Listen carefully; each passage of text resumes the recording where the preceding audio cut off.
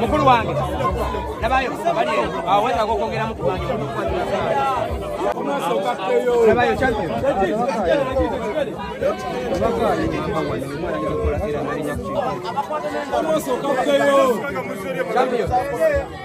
champion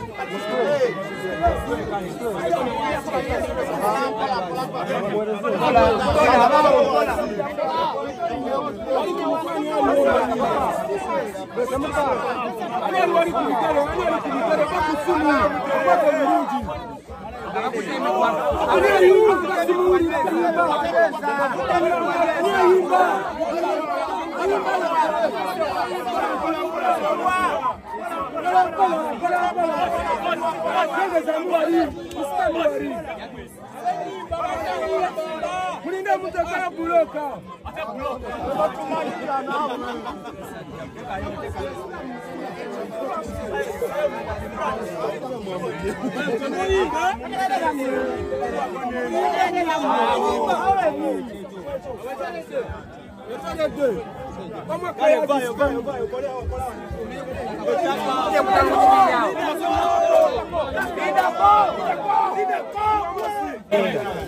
Bora bawalinda wana.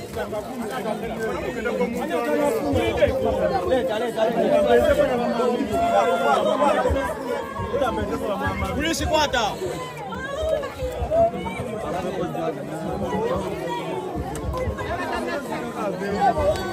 Amazengo bawa mwana barabajja. Abengo koto mutegeka amazi.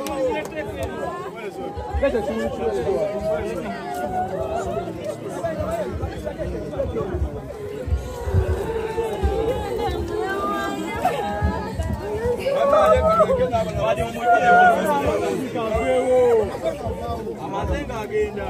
Wali wavaawo ye. Nayagala okuvaawo.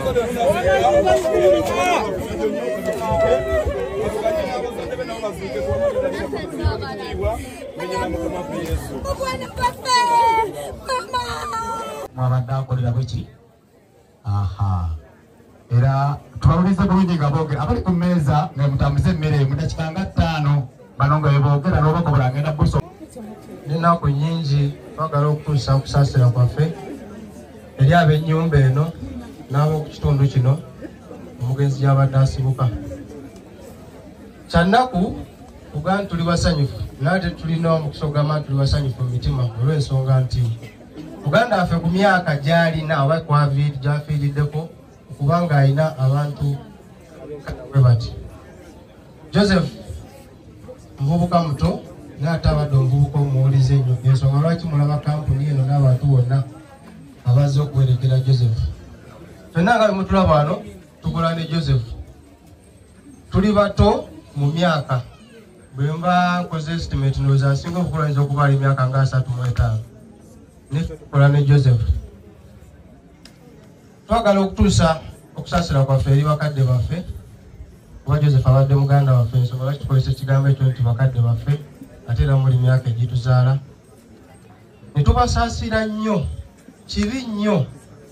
Tuyinza okuteebereza ku kyemuwulira newankubadde nga tusobola kukyegeraageranyako. Teri muzadde ku nsi ne bw'abeera nze ayagala tunula mu ntaana ya mwana gwazaala. Naye tujja kubasaba nti newankubadde kiri mu mbeera nga bwe kyazzeemu, nja bagamba ekintu kimu nti mugume olw'ensonga nti newankubadde mutabani wamwe yagenze ku myaka egyo abadde omuntu ow'omugaso mu nsi. Bantu bangi bafa ku myaka gye bafiirako n'atabera abantu oweza 10 kujja kumuwerekera. Babanga muganda waffe ono ayina enkuyanja y'abantu abali wano kyakusiima eri abazadde abatuzaalira Josefu era abakuza Josefu. Mwakuza omuntu abadde omulungi era abadde ow'empisa, ayagalika, atundika wonna, ate era omuntu gw'osobola okuwa omuntu nga tolina kyogamba nti mpadde gundi omuntu ono naye nkwegayiridde omulaba muntalinga. So tujja kwebaza abakadde baffe kyannaku, tubasaasidde nnyo naye ate ffe tusinze okufiirwa kubanga njagala mutunuulire emyaka egibayimiridde mu maaso saawa eno. Joseph ono abakweyongera emyaka n'egibeera 10 kale abadde agenda kuba akimaka muli.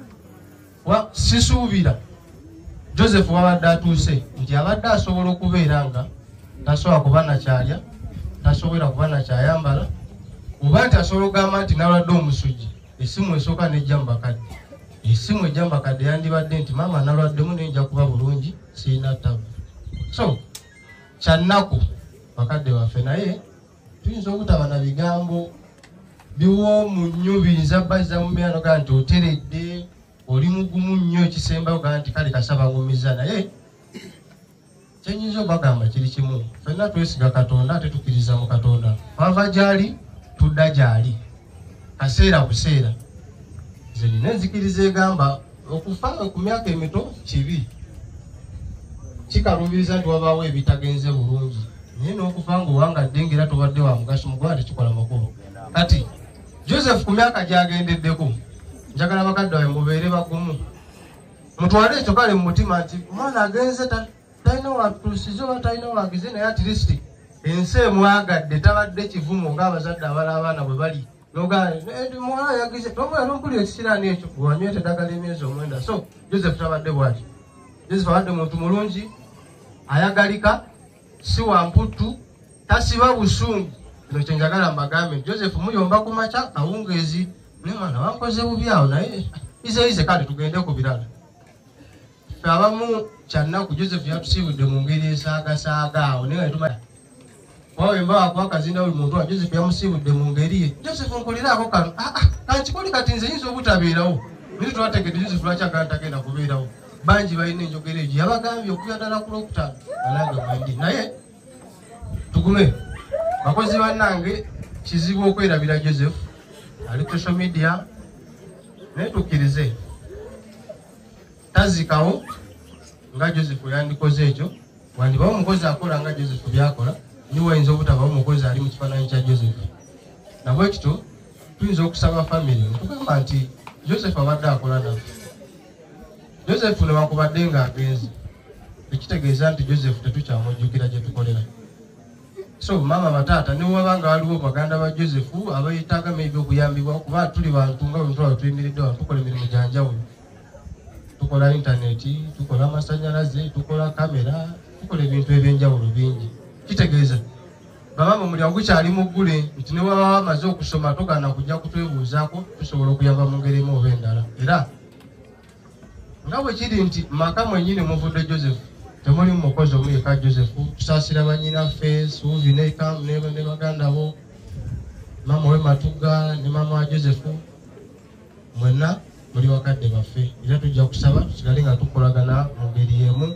Wano wafuuse waka tukyajja wetaaga obuyambi tukyasobola okukola ki okukikwasaganya naye nja kwebaza abakungubazi mwenna buli muntu mu kiti ekyenjawulo mwebale okujja okukkiriza tuwerekere Joseph mu mbeera emulaga omukwano nga wadde mu bulamu n'embulamu buno bwagenzeemu obulala tumusiibule mu mukwano nze nja kukkiriza sigenda kukola nga bala bwe bakola baganda bange batunasobola okutukako keesi eno njagala mujje mukwateko tuweereze Joseph Saala tijateekako kimuli saagala kimuli ekirina kye kimuyamba tutaga muwerekereza Saala abali okumpi ne kofi ne Joseph musobola ogikwatako tumuweereze Saala tumusiibule emirembe kisinga ekimuli kye twanditaddeko kyatagenda kukozesa ayi Katonda ayinza byonna Mukama waffe alina kalenda yaffe mu buli mbeera yonna osigala gwe Mukama gwalina amaanyi gwalina obuyinza gwe yatuwa Joseph era gw'omututte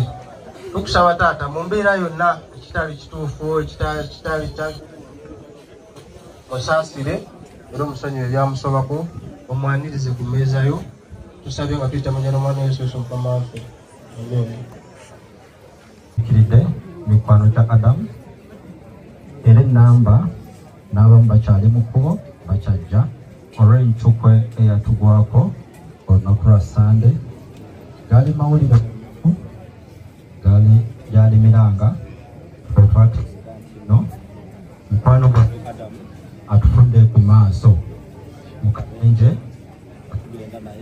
trip kayinza kwakako nakawulira bulungi okusinga kwako kayinza kwakala abadde mukwano gwaffe ate era abadde muntu mulungi nnyo gye tuli wabula ne family era ffenna nga wetukuŋŋaanye wano eno nga twetolodde keesi tuli mu nnyiike tuli maziga ku mutima n'abalala bakyajja basaba family mukwatagane wamu naffe ekiba kyetaagisa kyonna tukwasize wamu ku lwa mukwano gwaffe Adamu era tubadde tuwangala naye e Kampala abadde muntu mulungi nnyo ate era ne mukwano gwe nnyo